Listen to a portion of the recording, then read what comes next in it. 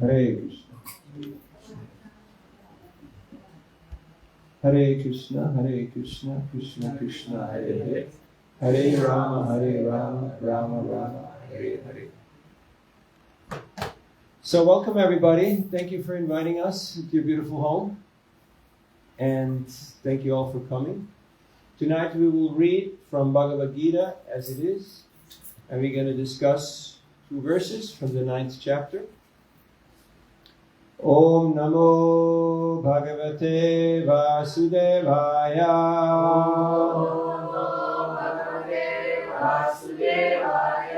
Om Namo Bhagavate Vasudevaya.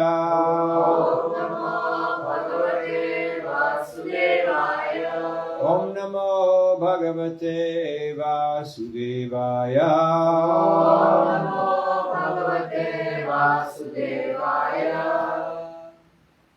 So this is 9th chapter of Bhagavad Gita, text number 26 and 27.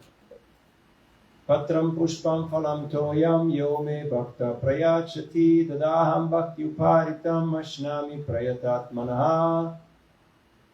Krishna says to Arjuna, if one offers me with love and devotion a leaf, a flower, a fruit, or water, I will accept it. And text 27, Yat karoshi yadashnashi yat juhoshi dadasya yat tapasyasi kaunteya tat kurushva madarpanam.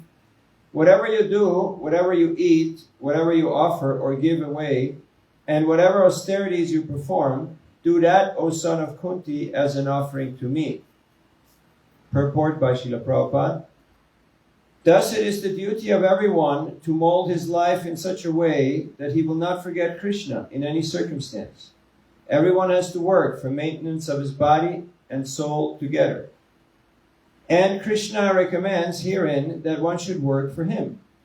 Everyone has to eat something to live. Therefore, you should accept the remnants of foodstuffs offered to Krishna. Any civilized man has to perform some religious ritualistic ceremonies.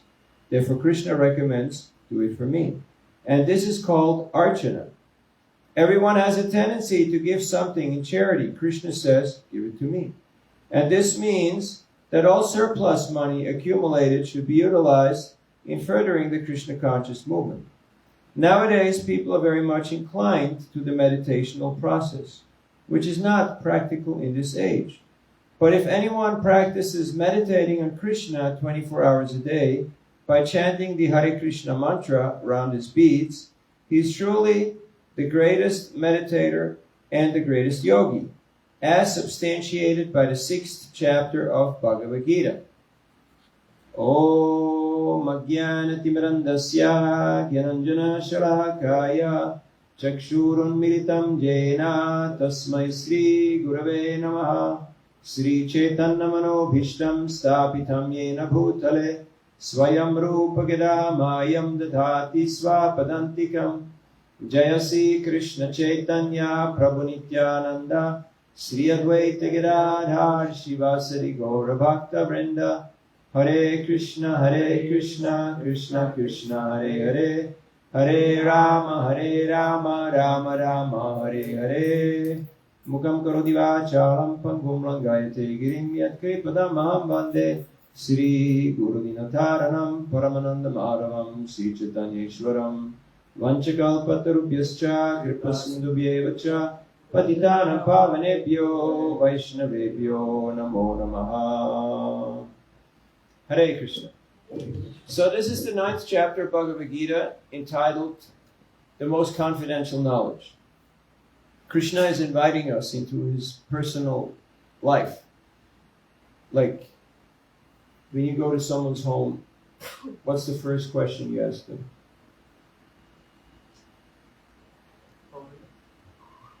How are you? Any other suggestions? Do you ever go to a friend's home? Do you have friends? I don't mean the virtual, non-existent ones. I mean like real people. Huh? Welcome. No.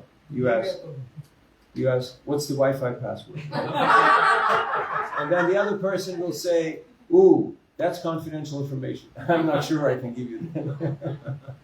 So, Krishna here is revealing his own personal nature. He's saying, this is what I like, and this is how you can become dear to me. So this is very wonderful. Because we were just discussing in the car with my old friend here, Gauranga Premananda Prabhu, about different faiths and different people who are following different traditions who really don't have that much idea about who is God. Like people talking about God and talking about, they name it this, that, and the other thing. But then you ask them, well, who is that person? Where is he? What does he do? How does he look like? And they go like, I don't know, And it's like, what? You want me to pray and to work all life to go to some place that you don't even know what it's like? Like if I tell you, okay, I'm from Switzerland, all right. So you have seen some postcards, you've seen some movies, right? You know Heidi? Do you know Heidi? Heidi? Yeah? Okay. So, you heard something about chocolates and watches and cows and all that stuff. So you think like, okay, it's a decent place. Let me go there, right? It would be nice. But you want me to live all my life and to put all my efforts and my faith in someone that you don't know who he is? You can't give me any information? Like he's a nice person, or what does he do?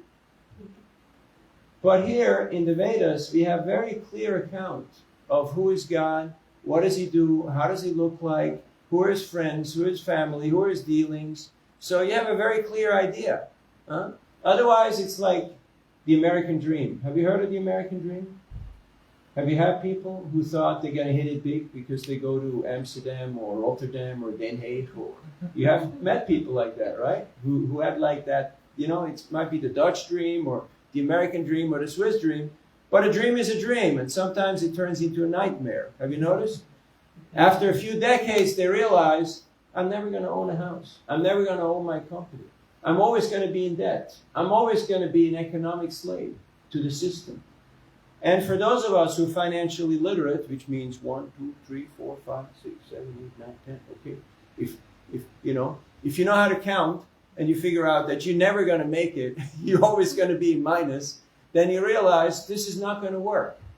Why not be in heaven, in a paradise like Surinam, where you can own your house, you can have a nice garden, you can have all the tropical fruits you want, you don't have to work 3 jobs in order to, pay your mortgage, and you can have a life, you can have friends. How about that? So, but because people are preferring to stay in ignorance, that's why they buy into these type of ideas. They get sold, and it's very popular. Yet, wise people want to have knowledge. They want to acquire more information. So Krishna is giving us more information.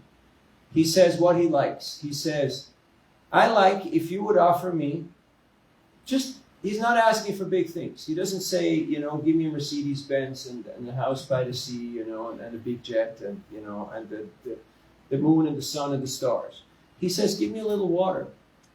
Give me a leaf. Give me some fruit or flower. If you give it with love, I'll accept it. I'll be happy with that. Now that's pretty modest, wouldn't you say? That is pretty modest. Now usually when we go in front of a big person, we come with our shopping list, right? We say, okay, I want this, I want that, I want the other thing, But Krishna he's self-satisfied, he's Atmarama, satisfied in his own self. The only thing that he likes is the love.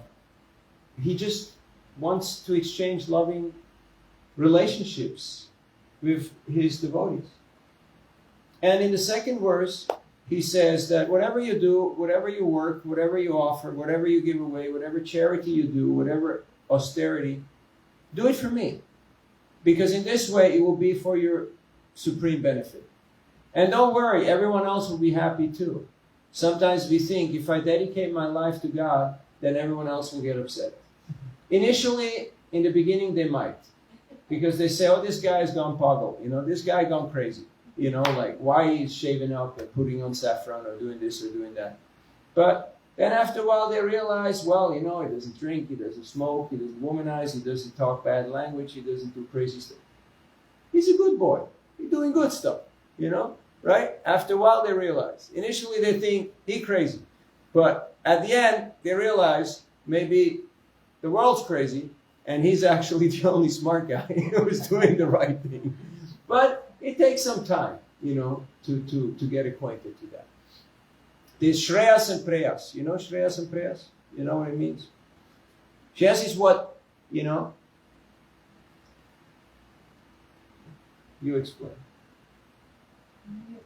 Huh? What is Shreyas? Hindi mein. Shreyas, Preyas.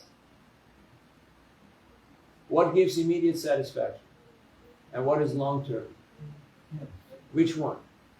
Prayers is immediately. Prayers. Yes. Prayers is long term. Yeah. So people want instant gratification, right? Have you seen all the casinos? Huh? Have you seen? Everybody thinks, I'm gonna hit it big. Why? Because they're not financially literate. They don't know that the house always wins. There is a very, very slim chance for you ever winning. And most people, even if they win, they'll stay on and they'll spend more and they'll lose it all again. So, Krishna is explaining his nature, how to come to him. And here he says in very simple and sublime language that, okay, we're here in this world. We have to work. Everyone has to do something. It's not like even the sadhus, the pandits who live in the temple, that they can just sit there and just, No, they have to work. They have to do stuff. Why? Because they tend to the deity, they do archanam, they do deity worship, they have to cook, they have to clean, they have to garden. And there's so many guests who come in constantly. So it's a busy place. So everyone has to do something in order to maintain themselves. But Krishna says, that's fine, you do what you have to do, but you offer it to me. Who you rather work for the boss or for Krishna? Let's hear it for the boss. Haribo! Who loves the boss? Do you love your boss? Come on. Huh? But who loves Krishna? Sri Krishna Bhagavan Ki Jai! Haribo! Yes. So, okay, you got to go to the job. You can't say, "Hey, I'm spiritual now. You know, I don't do nothing anymore. You know, I just sit home and chant mala." No, you got to go and work. But in your heart of hearts, you say, "Krishna, I'm doing this for you. I'm offering this to you, and part of what I make, I'll give it to you." And you will feel this is purifying. This is called yajna. You know, like when people go and they do havan, they do fire sacrifice, they feel purified. Swaha, swaha, swaha. People feel, yeah, this is good. Why? Because, as we discussed this morning in class, if you water the root of the tree, then all the branches, leaves, fruit, and flowers become satisfied. If you put food in the stomach, then all your parts of the body are nourished. In a similar way, if you satisfy Krishna, who is the source of everything, then everybody becomes pleased. So, then he says, whatever austerity you do it for me. Nowadays, people take on so many austerities. Like, people want to climb mountains, and they want to, go to the depths of the ocean, and they want to do this and want to do that. But for what? Usually pratishtha. Usually just for name, fame, and self-aggrandizement. But Krishna says, whatever you do it as an offering for me. And again, he's not looking for outrageous things. Simple things will suffice. So in a few days is Krishna Janmashtami, and I wanted to tell a couple of stories of Krishna, because Krishna's appearance is very close, and we want to get into the mood, into the bhava. Just like our friend here, he's getting into the bhava, because that's what people do. So Krishna here is saying that I'll be happy just with some fruit. One time, baby Krishna, he was very small, just not even 2 years old. And he heard one lady outside on the street, a fruit vendor. She was calling out, "Fruits, anyone who wants to buy fruits, come here." And he did what he saw his parents do. He picked up some grains in his hand, in his little hands, and he walked out onto the street. This is the main part of the story. Krishna picked up a few grains and he walked out onto the street to the fruit vendor. And she had a basket full of fruits. Yet Krishna, because he's very small, like small babies who can just walk, not even 2 years old, they don't walk very straight. So most of the grains, they fell down. So he only had very little grains left, but he gave those. And the lady was so mesmerized by Krishna's beauty, because Krishna means the all-attractive. Nama pankachana bhaya, nama pankachamaline, nama pankachanetraya, namaste pankajangraye. You know what is pankaj? Pankaj? Who's Pankaj? Not the guy next door. What's Pankaj? Huh? Lotus. But what does it mean, translated? Hindi mein. Pankaj. What comes from the mud? Huh? What comes from mud? From the obscurity. The lotus grows out of the mud. Huh? Yeah. But the lotus is never contaminated by mud. Because mud doesn't stick on the lotus, and the water also doesn't stick on the lotus. Because the lotus is different nature. So in a similar way, we, the soul, the Atma, we're from a different nature. Even though we're here in this body, we're here in this world, but we're from a different dimension. So none of this matter actually sticks on us. That's why we always feel slightly a little awkward in this world. Have you noticed? That you feel like this is just temporary. It's like, I'm on holiday. I'm just like camp life, like I'm just here temporary. This is not forever. Okay, I had a house before, and I had a different place, and I had a different shirt, and I had a different job. You know, stuff is changing all the time like that. So, Krishna, he's so beautiful. The lotus is the symbol of purity and of beauty. You have seen these amazing lotuses in the ponds, right? It's amazing. So,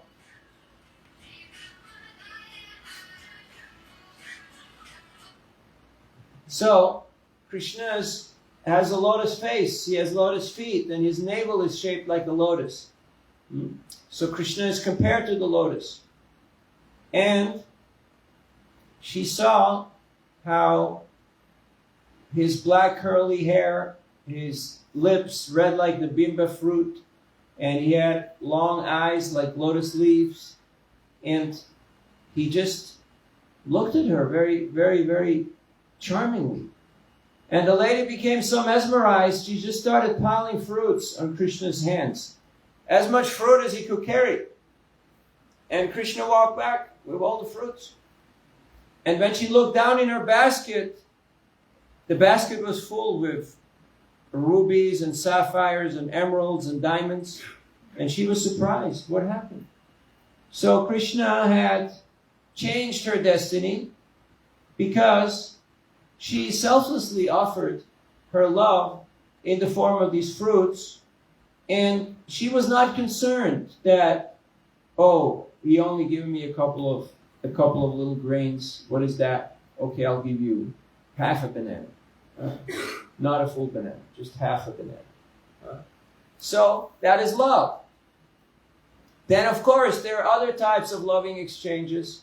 When baby Krishna is there, and the gopis say, okay, Krishna, if you dance, we will give you half a sandesh. Not a full sandesh, because you're a small boy.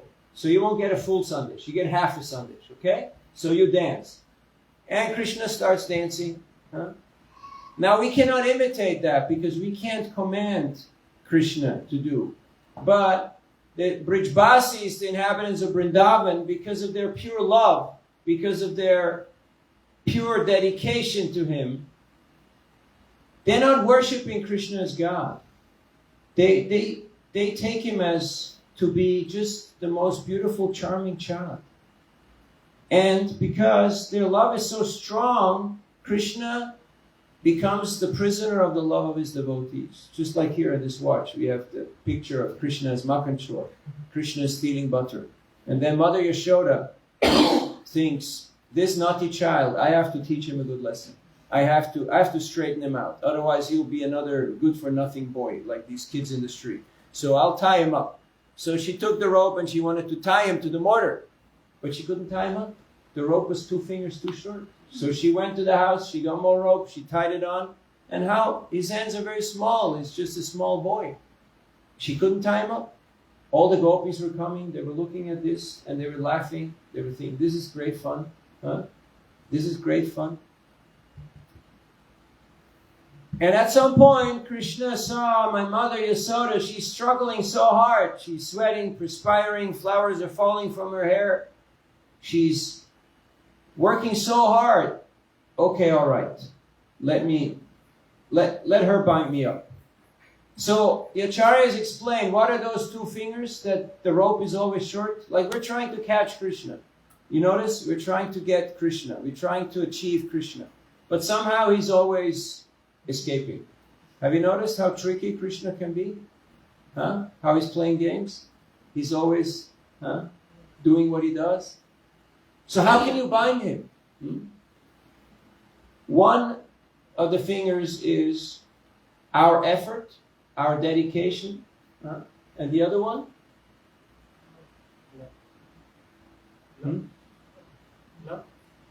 Pure love, yes. But Krishna also has to sanction it.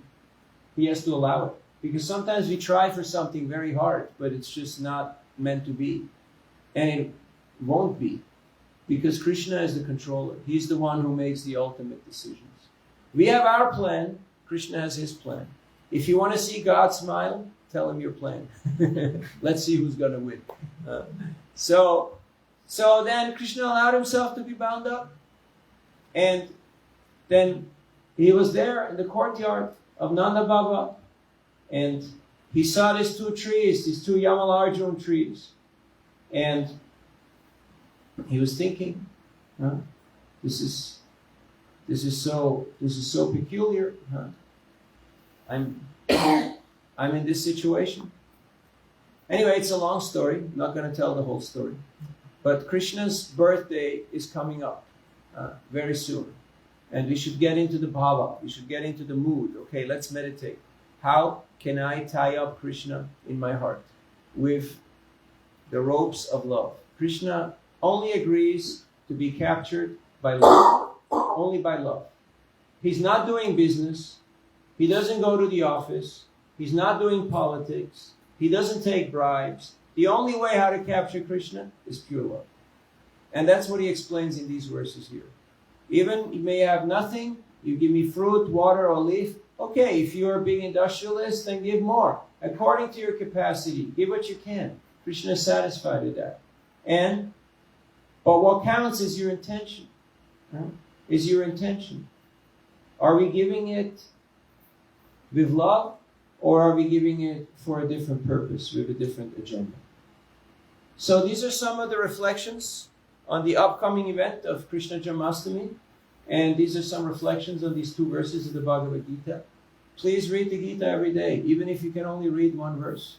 Now I know you all have Gita in your home, and you probably have explored it to some extent, but sometimes we get a little busy on our phones. Have you noticed how we can get busy on our phones? Has this ever happened to you? Or is it just me? Huh? And yeah, there's messages, and then there's news, and then there's a few other things. So renegotiate your relationship with technology. Don't become the slave. Don't become the servant of technology. Use it when it's useful, but don't let it ruin or rule your life. Some of you are a little older, you remember, there was a life before cell phones. You remember? You remember, right? It was a good life, right? You know, like the kids sometimes they say, what did you guys do, when there was no phones? What did you do all day? It's like, we talk to people, Like you ever go to a restaurant and you see like 3 or 4 people sitting there hacking away on their phones, no one talking to each other? And you go like, what's wrong here? Like, you guys don't like each other or, So, renegotiate your relationship with technology and enjoy the simple beauty of Bhakti Yoga. Connect to Krishna through chanting His holy names. Hare Krishna, Krishna Krishna, Hare Hare. Hare Ram, Ram Ram, Hare Hare. And do archana, do puja. Everyone has got some deity, they've got some perception of God. So you offer a fruit, a flower, a leaf, some incense, whatever you can. And do something to help others. In this way you will feel, yes, there is meaning and purpose. I'm not just trying to survive. I'm not just trying to be another dog in the dog or rat race. But I'm trying to actually attain a higher state of consciousness. Atato brahma jigyasa. Now is the time to inquire. What is the purpose? Why am I here? What am I doing here in this world? And I know these are big questions, and one can discuss and philosophize for long periods of time about these topics. But everyone is looking for meaning and purpose. That's why a lot of the youth are quite disillusioned and unmotivated, because they're lacking purpose, they're lacking meaning. They don't know really, what for. So there's a lot of meaning and purpose in the Bhagavad Gita. And when we live it, when we apply it, it comes to life. And that's what the youth are looking for. Pratyaksha. Rajavidya Rajaguyam, this is also 9th chapter, 2nd verse. Rajavidya Rajaguyam pavitram idam uttamam pratyaksha vadamam dharmyam susukam kartum avyayam. People are looking for pratyaksha. What is pratyaksha? Direct experience. Not hearsay, not big theory, not philosophy, but I want to see it. Okay. If there is a God, show me the proof. Well, it's very simple. You ever seen the sunrise? There it is. There is a God. There has to be a God. How can there be something as beautiful as the sunrise? There is so much proof, yet we fail to grasp it. We fail to grasp it. Krishna says in the Gita, Rasoham apsu kaunteya, pravashmi shashi surya. I'm the taste of water. Do you ever drink water? Everyone does, except Guru Paramaribo. Because he's more evolved. He only eats mangoes. It's like people who say, I don't drink water, I only drink beer. You know, you've heard of those fellows, right? But he takes it to another level. Only mango, okay? So, but Krishna gives us the freedom. Srila Prabhupada, our founder, he once said, even if someone is a drunkard and he's thinking, Krishna is the taste of this wine, he'll gradually make progress and become purified. Because he's thinking of God. He's thinking this taste is coming from God. So, whatever it is that we do, we should connect it with God, with Krishna, and try to progress. Try to progress. So thank you for your kind attention. Is there any questions or comments or reflections? A request. Yes. Can you just explain a little more about Sankirtan for new people? Sure. How important it is Yes. of the order yajnas? Yeah. Just like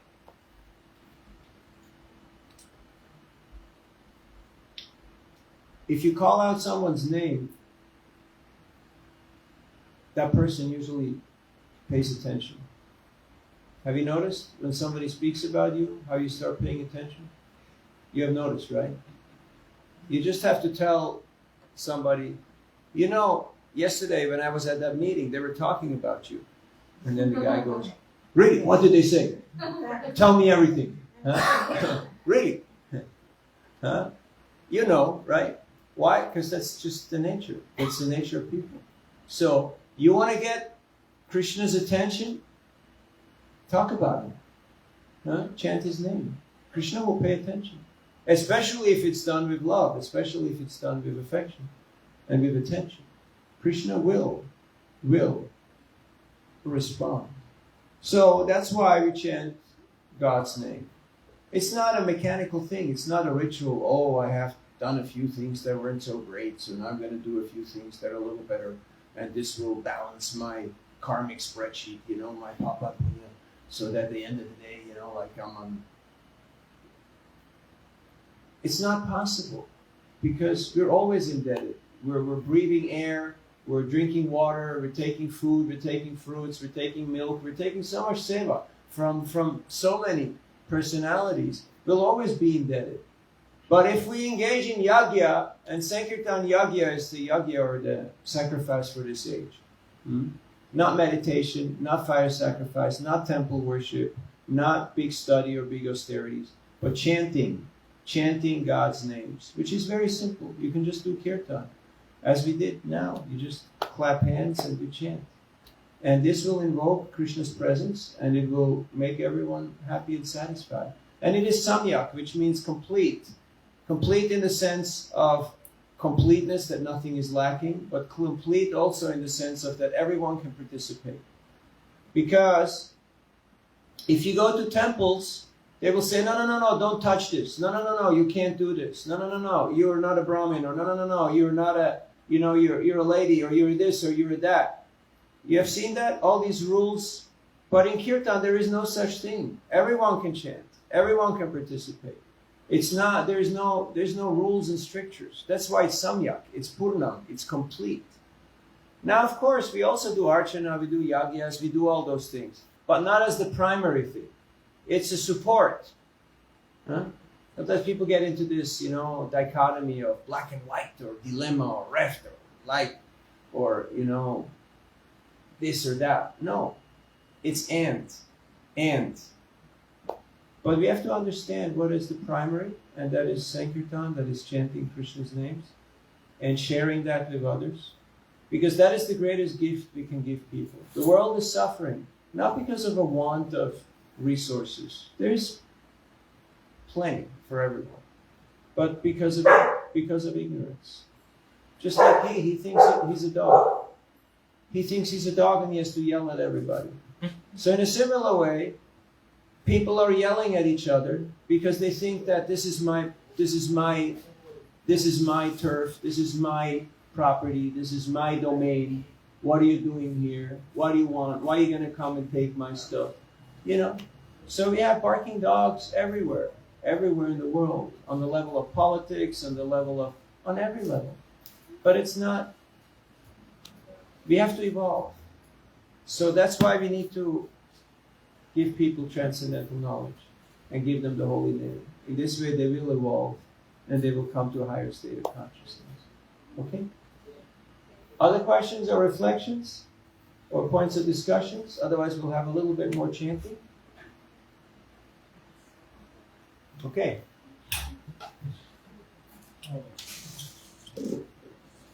Hare Krishna, Krishna Krishna, Hare Hare, Hare Rama, Hare Rama, Rama Rama, Hare Hare.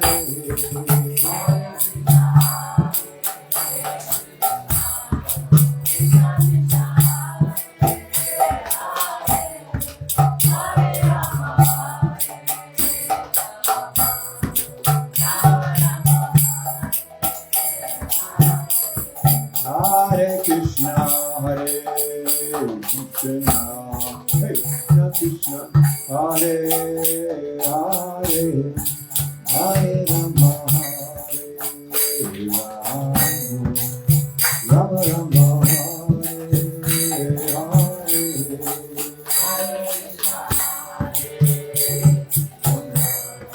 Krishna Krishna, Hare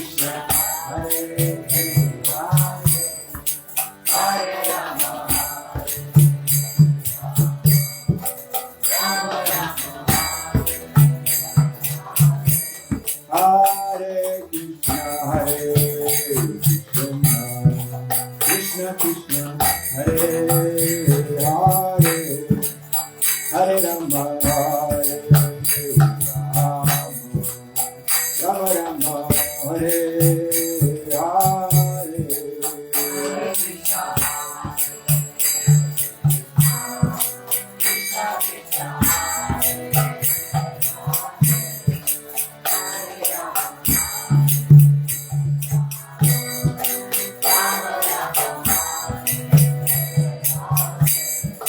Hare Krishna, Hare Krishna, Krishna Krishna, Hare Hare, Hare Rama, Hare Rama, Rama Rama, Hare Hare.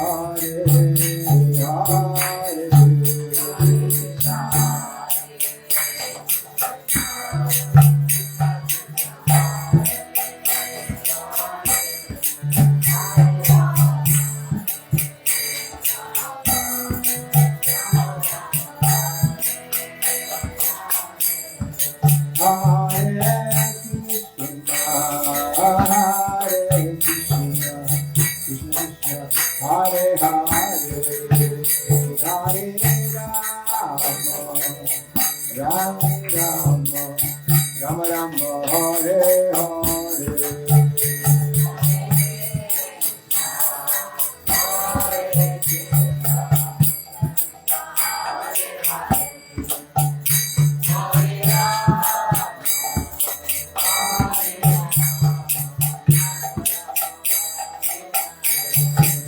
Hare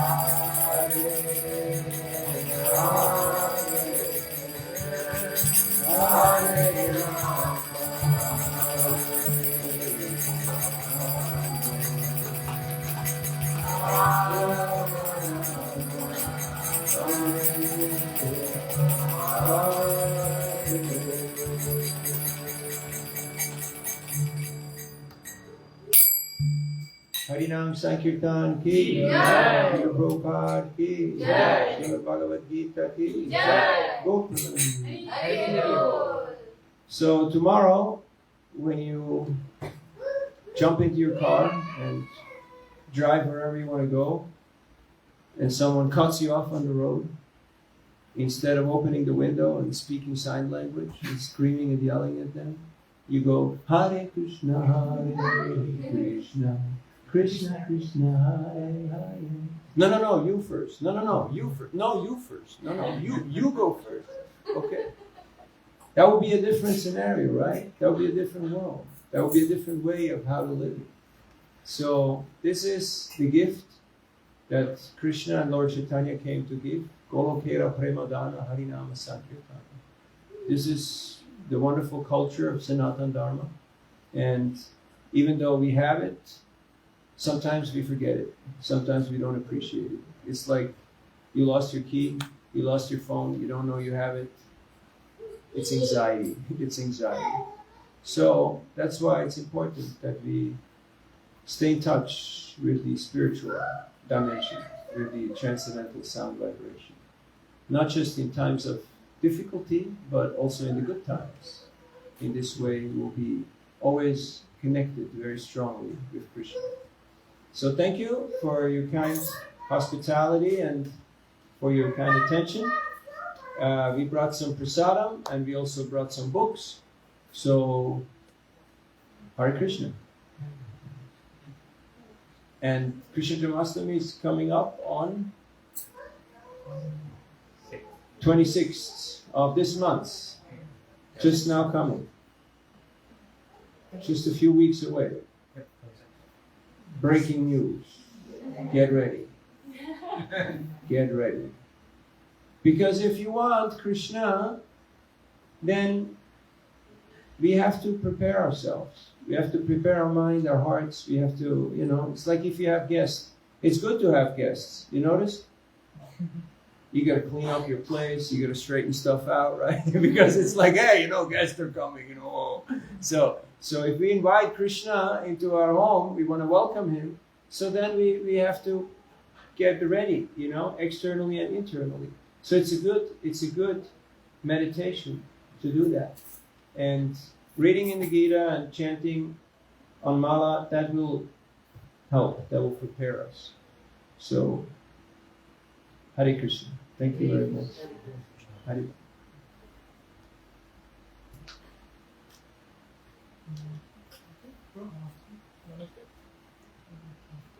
You sing one more, brother?